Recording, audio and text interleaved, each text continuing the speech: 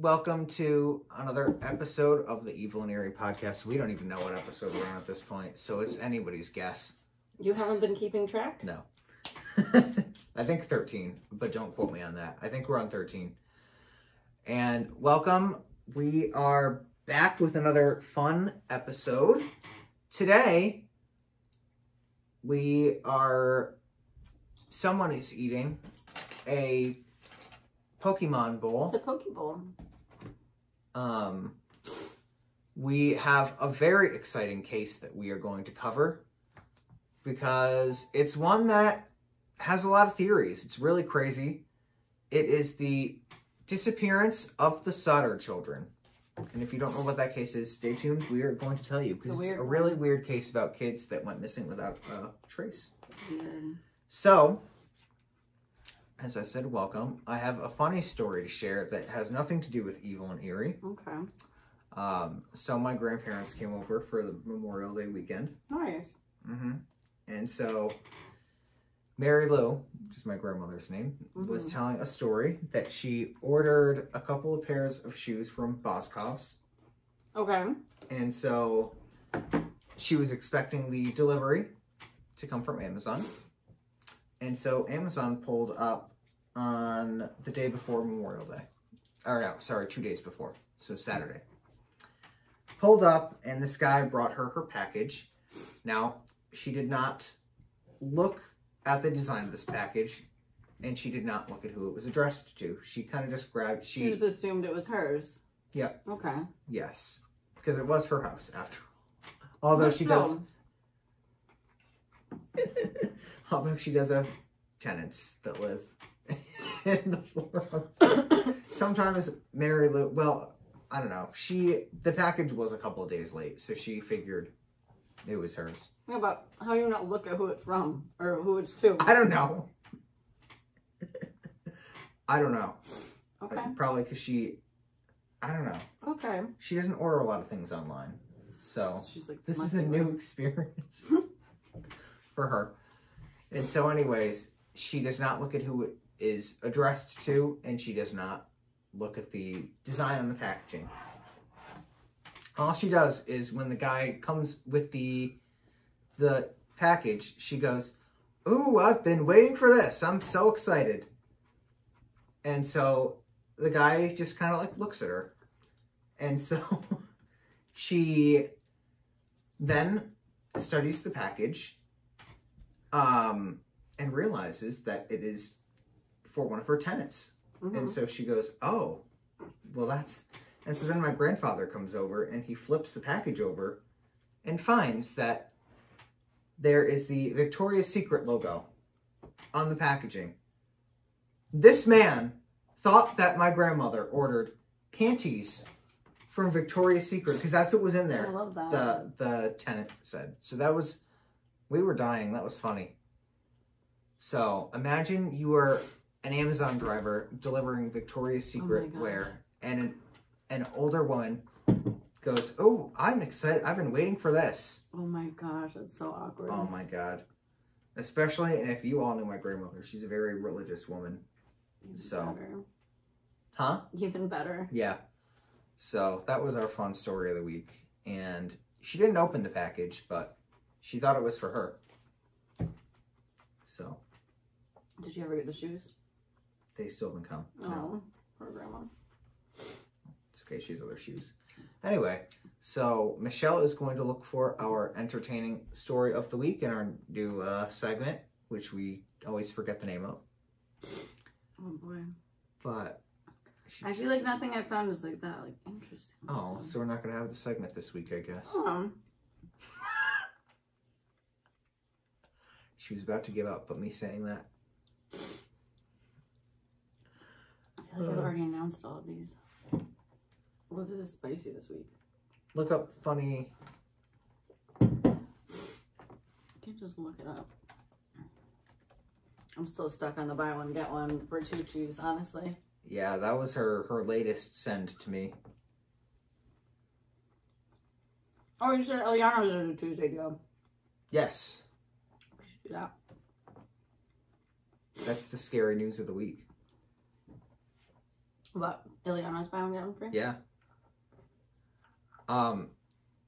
Janitor corrals curious cougar in empty California classroom. What?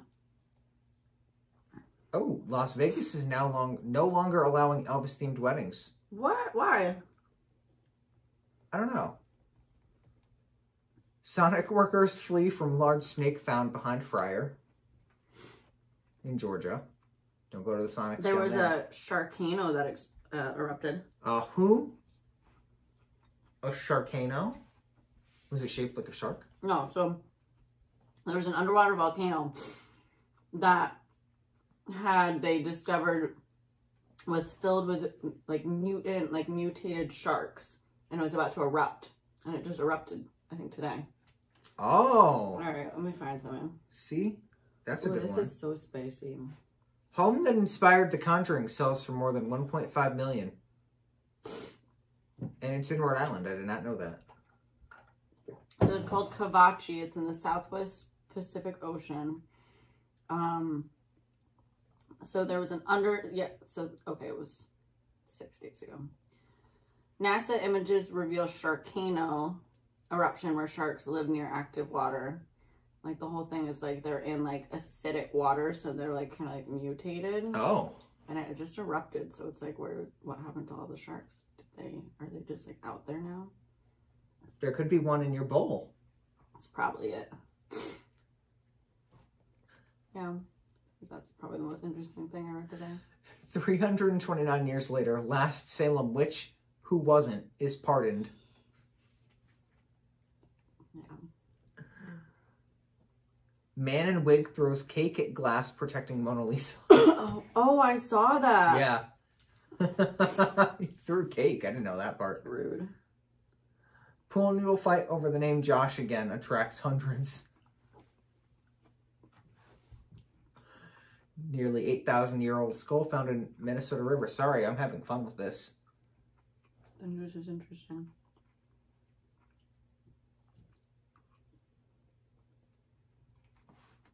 Okay. We've come to the end of the interesting ones. Anyway, so it's time to jump into the disappearance of the Sodder children. So, I'm assuming you do not know anything about this one? Well, aside from since your little... talked about it. Yeah. I did look it up. No, I was just curious because I want to know how, if you want me to like kind of like narrate it to you, like I did with the Dorothea one. Only if you narrate it in a Southern woman's accent. All right, I will do the podcast in a Southern woman's accent. Hopefully this doesn't offend any. It probably will. So, George and Jenny Sodder, now born in Fayetteville, West Virginia, honey. Oh wait, I was gonna read my book to you in the Southern accent. Oh my gosh. Alright, I can't do this. I'm gonna laugh the whole time. So, we have two parents, George and Jenny Sodder. They were Italian immigrants who moved to Fayetteville, West Virginia. They had 10 kids. Damn. Marion, Sylvia, John, George Jr., Joe, Martha, Jenny, Betty, Maurice, and Louis. Their oldest son was in the Army at the time of this case. Oh, lucky but him. The other 9 were living at home. So, this all happened on the night of Christmas. 1945. Christmas morning. Wow. So they had Christmas Eve. That's a bummer. Yep, Christmas Eve. They all went to bed. At 1 a.m., Jenny woke up to the smell of smoke in her house. When she woke up, there was an entire wall that was on fire. How did a whole wall catch on fire? Good question. So, George and Jenny's bedroom was on the first floor. There were 2 floors and an attic. So they were on the first floor, along with 4 of their children. Okay. So they were able to escape. Because they were on the first floor. Yes. And everyone else was on the second floor. There were 5 kids on the second floor. And that's interesting. Yes. So, as this fire is going on, George and Jenny escaped with their youngest child, because the youngest one was 2, and that was Sylvia. Sylvia made it out, along with 3 of the other siblings. George Jr., Marion, and John, I want to say. Anyway, I'm trying to remember like which ones, because I think Joe was the one that was in the military. And then the 5 that were on the second floor were Maurice, who was 14, Martha, who was 12, Louis, who was 10, Jenny, who was 8, and Betty, who was 6. Damn. So they were presumed to be on the second floor while this was all going down. George tried to run back into the house to save the other kids, but the staircase was on fire. Oh, that's a bummer.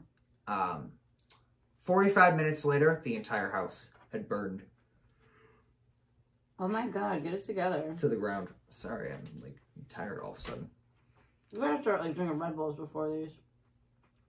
Red Bulls give me heart palpitations. Okay, well. So I don't think that's... Oh wait, no, that's Monster. Well, maybe it's worth the risk. See, I told you, you know, that situation earlier. If you ever end up in jail for killing me, maybe it's more... No one's gonna know. Somebody's watching us. She will know. Dorothea will always know. Dorothea Puente will always know. Yeah. Out in my kitchen now. Michelle's going to be Dorothea Puente for Halloween. I'm not letting you not do that now that we said that. I know. So, here is the interesting part of this case. The house completely burned to the ground. Mm-hmm. There were no remains found when they did their search. Right. Which indicated that there's no way that any of them would have perished in this fire. So do you think they were gone before the fire even happened? There are a lot of different theories that this program, which they had a very good program on the History Channel, narrated by Lawrence Fishburne. Who's that? He's an actor. Okay. But he does a good job. Very, very well made. And I think I'm going to start watching a lot more stuff on the History Channel. Because they, you know, History Channel, they're good. They're underrated. Because they don't fill you with so much that you're like, all right, let's keep this going. But they tell you the story. So, shout out to them. And it's only like, I think it only aired in like April, this documentary. So it's not even 2 months old. So, they believe that a malfunctioning electrical outlet caused the fire because when she saw the fire, it was burning near an electrical box. Okay. And that it accelerated through the walls. Sure. Due to the construction of the house. Right. There are a lot of issues with this theory that I will go into soon because I thought they were in this paragraph, but apparently they're not. George tried screaming to the kids. He heard nothing. They would be like screaming, wouldn't you think? Like, yeah. I would jump out a window, like, bye. So, here is the issue with why the electrical outlet theory is a little funny. He tried to grab barrels of water outside to put the fire out. They were all frozen. My dog, okay. Hello? Okay, all the water's frozen. He then went for a ladder that he typically kept on the side of the house because he was going to try and scale the house to get into the second floor. It was missing. What? It was found miles away. What? How did he get there? And then he wanted to try and pull 2 of his trucks over to the side of the house to use them as a ladder. The trucks wouldn't start. Jenny, the wife, tried to call the fire department, but the lines were dead. Ooh.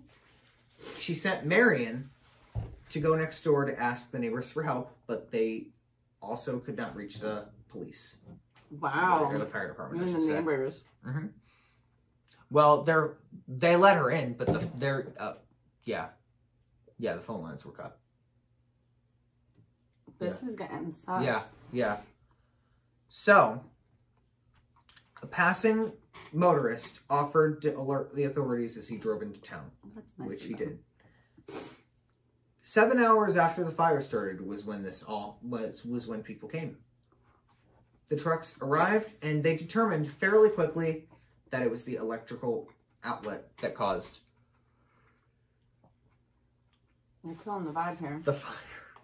the fire, and that it caused their deaths. Right. They said How the convenient. fire was so hot that everything, their bones, everything was consumed. And then they immediately issued death certificates. Seems a little too convenient. The parents did not think that their children were in the fire. At all. They No. could not be convinced that their kids were in the fire. There's no way that a fire like that would be hot enough to do that. So they did provide a little bit of scientific information. When bodies are cremated, it takes a lot longer for the ashes to appear. And even after cremation, which is a lot hotter, Right, that's like the hottest. you still have to like grind down bones and Really? stuff like that. So it is very unlikely, given that they didn't find any evidence that the children were in the fire. Right, for all 5. Yes. Mm-hmm. So during the fire, lights were also still on in certain parts of the house. So the parents were like, well, if it was like an electrical outlet, wouldn't the lights have gone out? Right. They had an electrician come a few months prior to this, and he said everything was perfectly fine in the house and in order. They discovered at that point the phone lines had been physically cut. So, yeah, fuck. They'd been tampered with. Ooh. Not sketchy. Ooh. And that investigation was performed after a couple of days. George Sodder, the patriarch of the family, was not well liked in his hometown. As I said, he was an Italian immigrant from Sardinia, and he was in a town populated by many other Italian immigrants who were all supporters of Benito Mussolini. George did not like Benito Mussolini, which was very progressive for the time, not to like a dictator like Mussolini. Sure. And his political beliefs alienated him from the other Italian immigrants who all did like him. In particular, there was one man named C.J. Gianotolo, who was a banker and a businessman who did not like his opinions about Mussolini. Okay. Interesting. So, C.J. was the director of the Fayette County Bank. He was Sodder's boss, and he also wrote the mortgage for Sodder's house, which contained a provision that Gianotolo would essentially benefit if there was a fire at his house. He would get money. Yeah. Okay. I'm giving you ideas for a certain situation. You're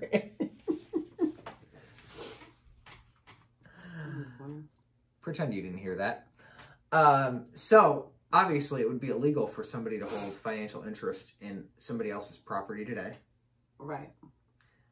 He also increased the insurance payout 2 months before the fire, without telling George Sodder, to $1,750, which would be about $27,000 today. Wow. Big money. Yeah. So, what do you think so far about all this? Sounding pretty sketchy, if you ask me. He sent an insurance salesman named Russell Lawn over to the Sodder house, and he attempted to sell him life insurance for his kids. Oh my God. George said no, and CJ threatened that his house would go up in smoke, his kids would be destroyed, and that he would pay for the dirty things he said about Mussolini. Oh, goodness. All because he did not want to purchase life insurance policies for his kids. Yeah. So, Dang. take that all in. There was That's rough. not a lot of love for George Sodder, unfortunately. That's rough. He did not have the the Lizzie Borden crew coming to his house selling him fruit and flowers. Remember that one? What a throwback. We still need to put that on a t-shirt. With the lemons. Lemon tree video. Yes. We also need to put this beautiful woman's face on a t-shirt. This picture exactly, with the rips and all on it. Like this is what they're gonna scan. Imagine if we just go somewhere wearing those. Don't go in that one. Oh, sorry. We have put her back home. If we want to put her back home, maybe we should send that. Put her in an envelope and send her to hell. We can write letters of our own, you know. Inside jokes, everybody. That only maybe less than a handful of people understand. Help. Oh, God. Anyway. Oh, by the way, it has been a year since we recorded the first episode of the podcast. Like today? Or like just in general? Memorial Day weekend. Oh, snap. So this is our 1-year anniversary of the podcast. We should do a celebration episode next week. Our best recap of our best episodes. We can like revisit. Or maybe I'll like do like short ones. Or the What's ones been your favorite episode so far? Oh my God, probably. Oh, I don't know. Honestly, I think I would have to say the Daybell one. I think I would have to go with the Daybell one. That was just a crazy one. Yeah, it just kept... I think we also released some bangers last summer with the, like, you know, the Slenderman was another good one. Oh, I miss him. You've got to make some more Our Bigfoot episode? Huh? Bigfoot? Oh, yeah. You did the Bigfoot episode? I thought that was with Luca. That I did that. Oh, then we must have just talked about it at one point. Yeah. What we should do is next week, I'll revisit the episodes that you did not record, and I'll give little summaries of what you missed. I still like the corn rake one. Oh, how could I forget about Amy Mullis? We really went into detail with that one. one. We should do more with mysteries. Where it just like our opinions. Still doesn't make any sense. I love it. We should also see if there are any updates from last summer on the cases that we did. Well. Oh, someone decided to jump on my lap. With the Daybell one, she like appealed her verdict.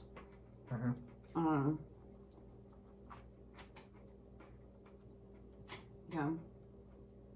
Yeah, we'll have a fun 1-year anniversary episode next week. Maybe we can play.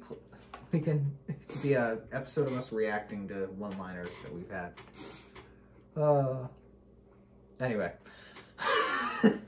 so they found a man with George's block and tackle, which was used for phone lines, and he was arrested a few days later.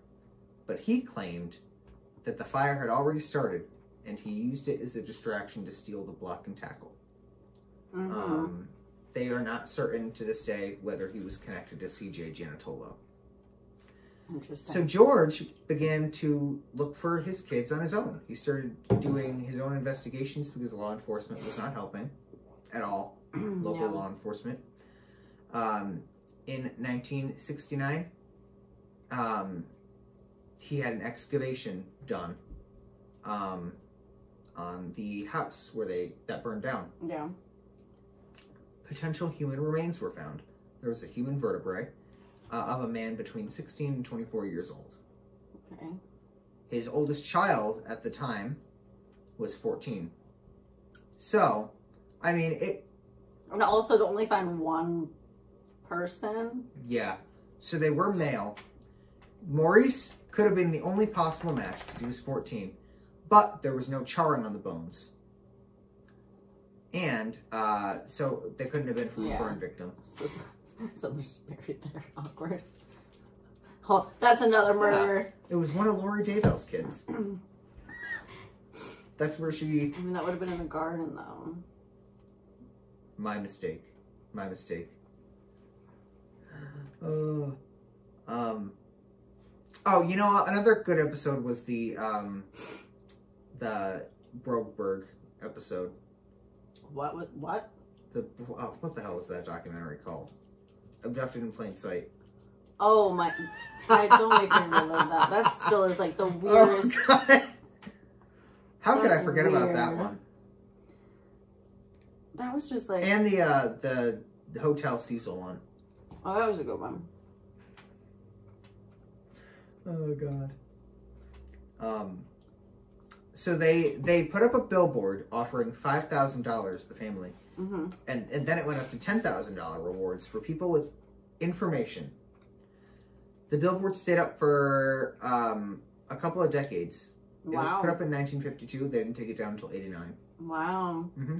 And I guess no one ever gave them any.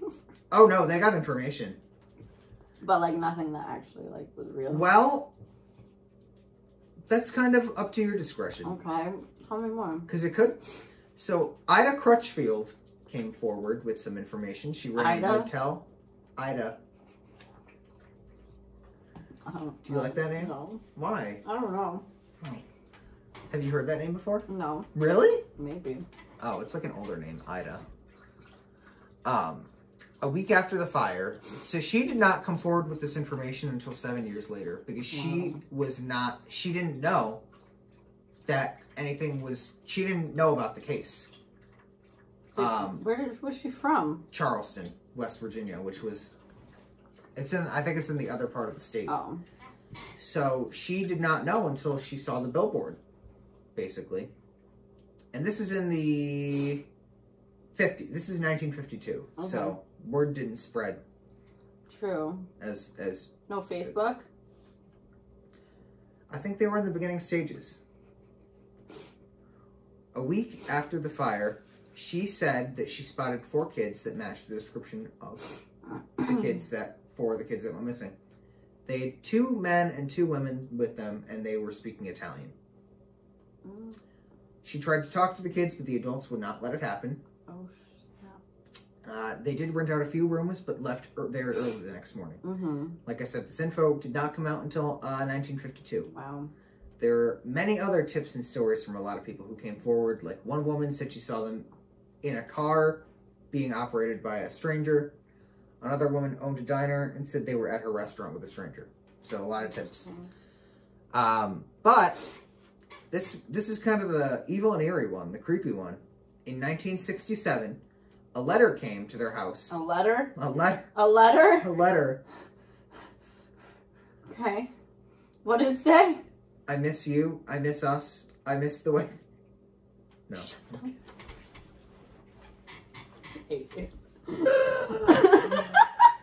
What did it say? So it was a picture of a young adult man who so let me show you the picture. All right. Because there's a side by side. Boy. Essentially, they saw this picture. So this is what their son looked like, Lewis, 10, and that's the picture they got. Yeah, it's the same eyebrows. Yep. So, no Photoshop back then. No. Right. So they were like, holy shit, this is our son. Yeah. And parents can always tell. Right. I mean, you know what your kid looks like. You know, yeah. I could see maybe like an outsider looking at this picture and going, they don't really look alike. Although I think they do. Yeah. I think it. No, absolutely I think it's like all the same features. Yeah. I could see an outsider maybe going, but like parents would know. They would know if it was their kid or not. Yeah. So, they got this letter. It said, Lewis Sodder, I love brother Frankie. Lil Boys, A90, 132 or 35. They did not know what any of that meant aside from the name, Lewis Sodder. What? Yes. Is it code? So they... Is it a puzzle? They were concerned that... Is it a riddle? Is it fun? Is it scary? They didn't like the vibe they got when they read Little Boys. Because they think maybe the kids were put into a sex trafficking ring. Makes sense. Brother Frankie also didn't sit well with them. Maybe it was priests. Mm-hmm. And... Is there like a picture of this letter? There should be. There was one in the documentary. We should post that picture and see what people think. Yeah, that's a good idea. Yeah, here it is.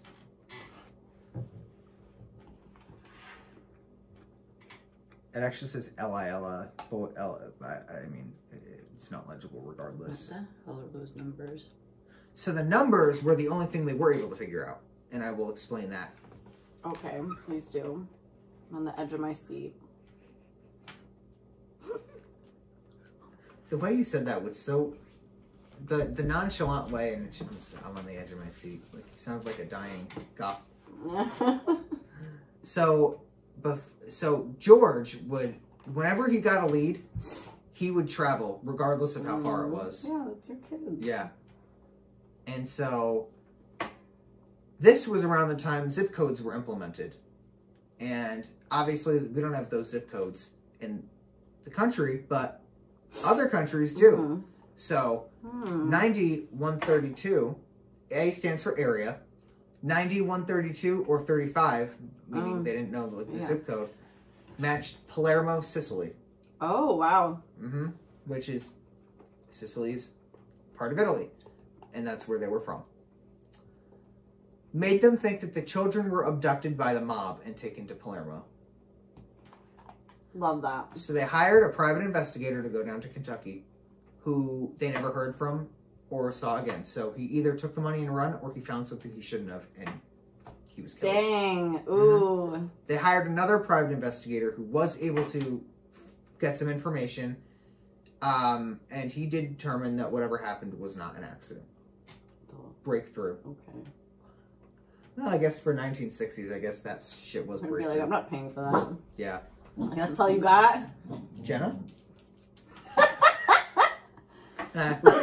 She'll find it funny. She's a person. She'll find it funny. So, the new detective discovered that the fire department and the police may have been in on everything. So they had a coroner's jury, which I'm sure you've heard of from the being in the field that you're in. Gianotolo was on the jury, who was part of the reason that they determined it was an accident, and he also signed their death certificates. So, dang. Very convenient. They also discovered that the fire chief at the time had given confession to a priest that he found human remains. So the priest, I don't know if I know you're obviously not religious, but I don't know if you know what the whole, like, thing with confession is. Basically, I think it's only Catholics. I don't know if it extends to other forms of Christianity, but Catholics are supposed to confess their sins to a priest. Yeah. And he absolves them. Yeah, it sounds... It is stupid. Sorry, I'm Catholic. I don't follow that. Makes sense. I don't follow it, though. Yeah, especially with everything priests do.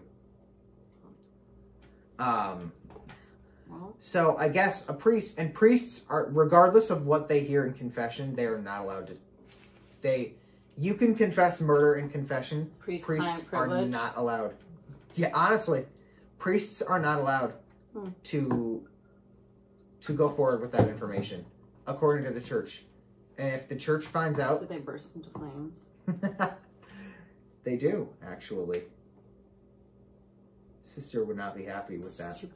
She wouldn't.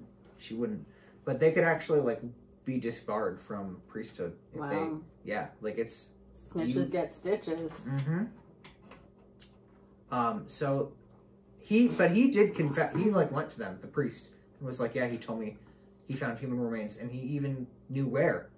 They went back, and they found rotting organs that ended up belonging to a beef liver. What the actual what? So the fire chief, essentially, and they were also never burnt, either. Yeah. I mean, I don't think organs would really be able to resist a house fire. Yeah. Just the thought. So they were questioning why he would lie about something like that. So they think the fire chief either felt bad, was trying to give them closure, or that he was involved in trying to throw them off. Right. That was a very demonic sound that came out of your mouth. You're like, alright. So another theory they investigated on the show was the children left on their own. These 5 kids left on their own, ages 14 to 8, left on their own. Well, I mean, could they have That was... I don't like that. I don't like that. My phone fixed. I don't like that. That was freaky. Her phone just starts flashing. It's broken. It's because I dropped it. Yeah, I know.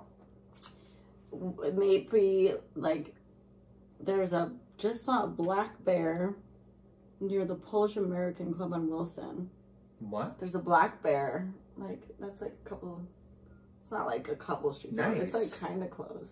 Maybe it'll come maul me when I'm in my car on my way out. Thank God I parked over here.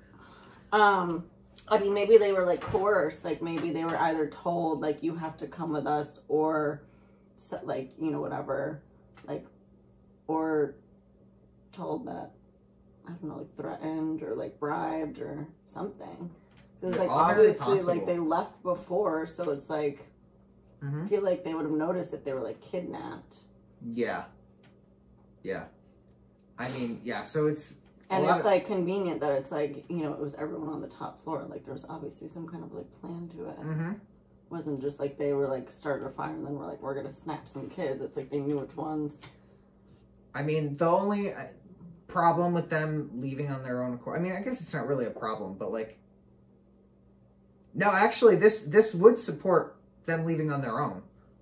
Right. Because like if they survived, why didn't they present themselves as adults? Like, if they had been kidnapped. Like, right, like, eventually. So, they think, another theory could be they started the fire as a distraction so they could run away and disappear. They were just sick of... they're all like, us second floor kids were sick of this. Yeah. But then how would they make it to Sicily? Well, we don't know that for a fact. I don't know. Michelle knows something that I don't. I don't know. I feel like, yeah. So it's like, why just like write a letter? Why not? You could obviously write more, but you know, there was something preventing that. I don't know. Like, why would you bother sending a letter at all if like you didn't want to be where you were, or if you did want to be where you were? That's what makes this case very weird. It's a very weird case. It's confusing me. And the fact, what do you say? It's turning me on? It's hurting my brain. Oh my God. Know. Same thing. I mean, I don't know. The other thing too is like, I don't know. Cause I mean, we got to remember like not all of the kids were like, there were 4 other ones. Yeah, but were they all the youngest ones? No. Oh. Marion was the oldest girl. Marion and...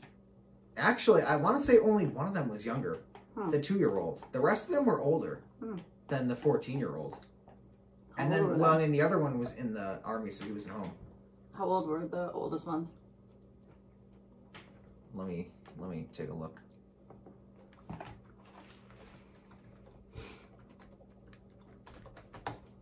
Okay.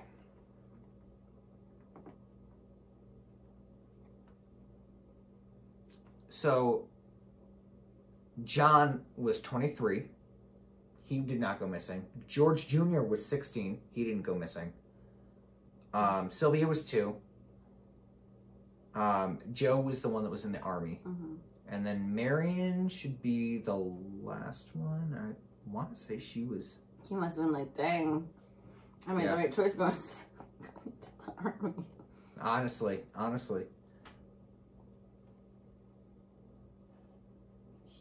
Marion was, I want to say she was 18 or something. I mean, it could have been like an age thing.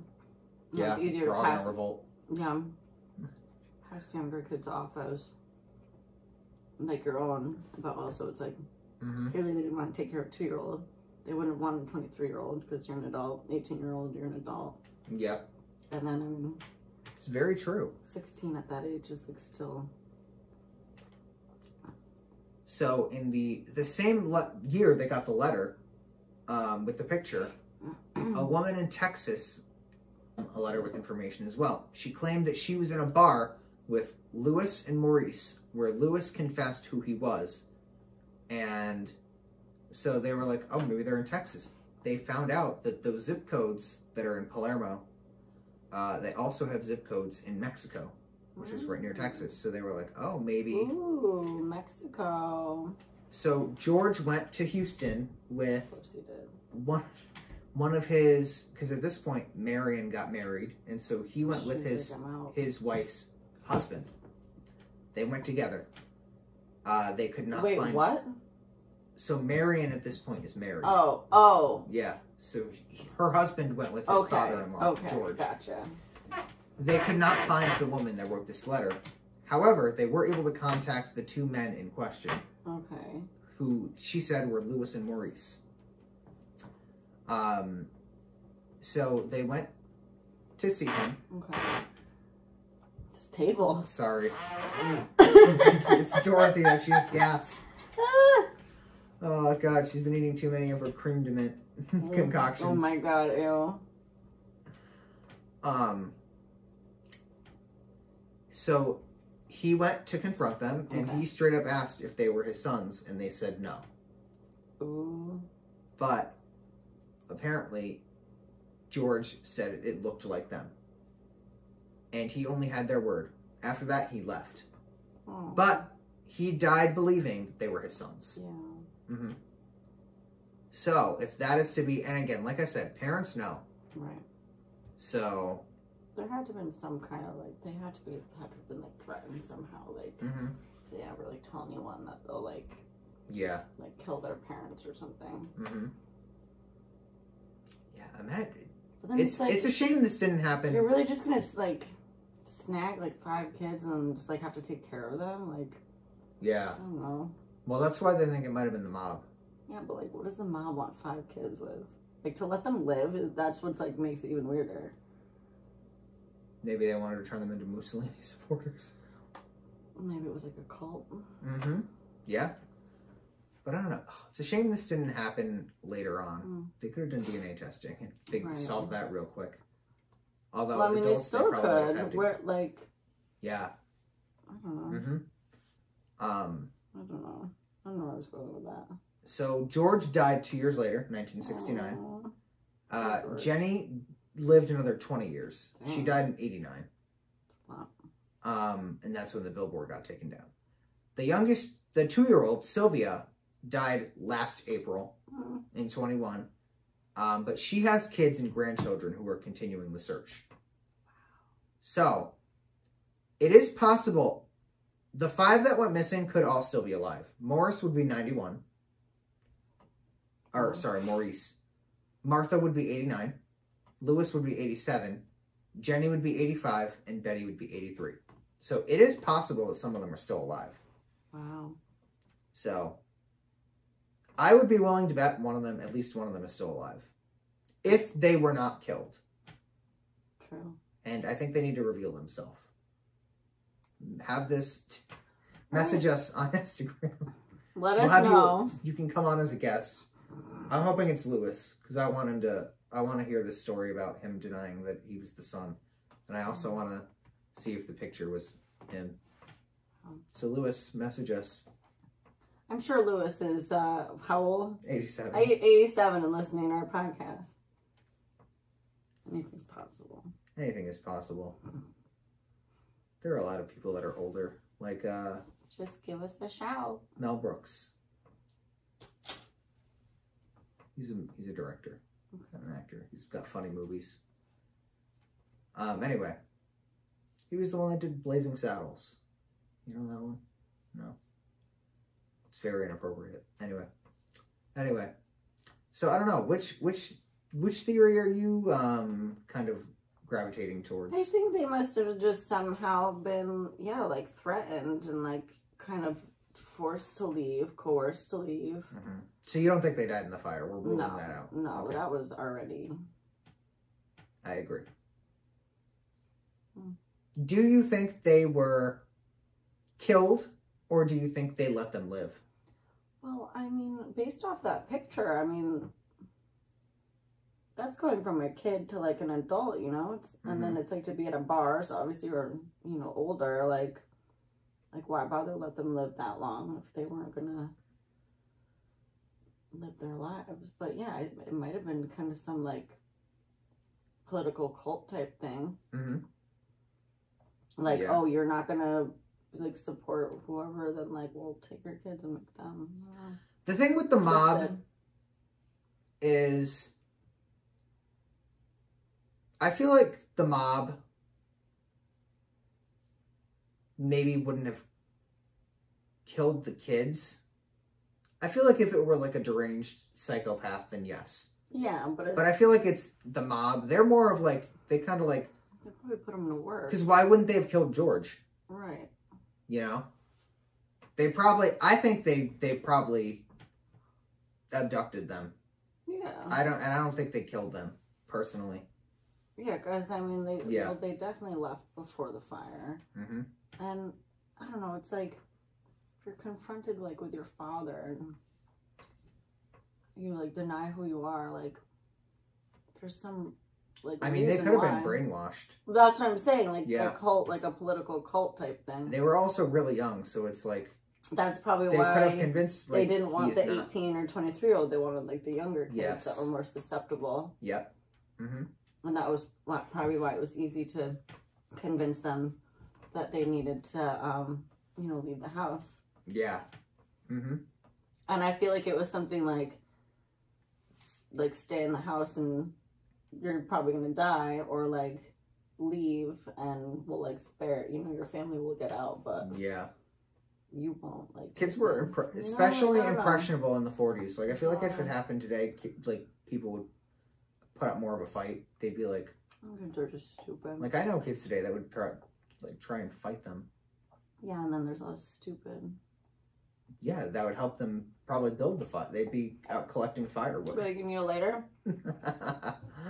Oh, they'd be just busting the electrical panels. But I think it would be interesting if one of them were still alive, and I think at this point it's safe to come out. Unless they've convinced them that they really are not, like, who they are. Right. But I think they need to get... I think if there's any question in your mind whether you're one of the 5 Sodder children that could still be alive, you need to get your DNA tested. And we will do it for you. Yeah. Over here. We're professionals. Yep. We are. We'll do it. I'm looking at you, Lewis. My mom just sent me this dancing flamingo video. Go, baby flamingos, go. Running flamingos? Oh, they are doing a dance. Hmm? We should recreate this. With the dogs. Oh my god. You, me, and the dogs can recreate crazy. this. So anyway, on that note, do you want to offer your advice of the week? Be careful with the letters that you receive. Very good. Very good. Not all of it is going to be truthful or helpful. Oh, that was... I'm just realizing the double meaning of your advice for today. You thought about that one, didn't you? I did. The second you said there was a letter, that's why I was like, ooh, I have to see it. And I was... Don't open letters. Just don't open them. Anyway. I didn't receive any pictures. You did, actually. That's going to be you in 80 years. That's going to be me next week. I'm going to try out a new look. Mm-hmm. So this was a fun one. I think it was very appropriately timed. I didn't even intend for that, but I think it was very appropriately timed with your life.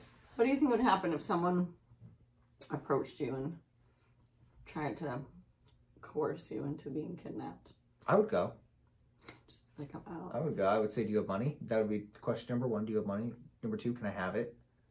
Number 3, I would kill them and take their money. Oh. Mm-hmm. Yep.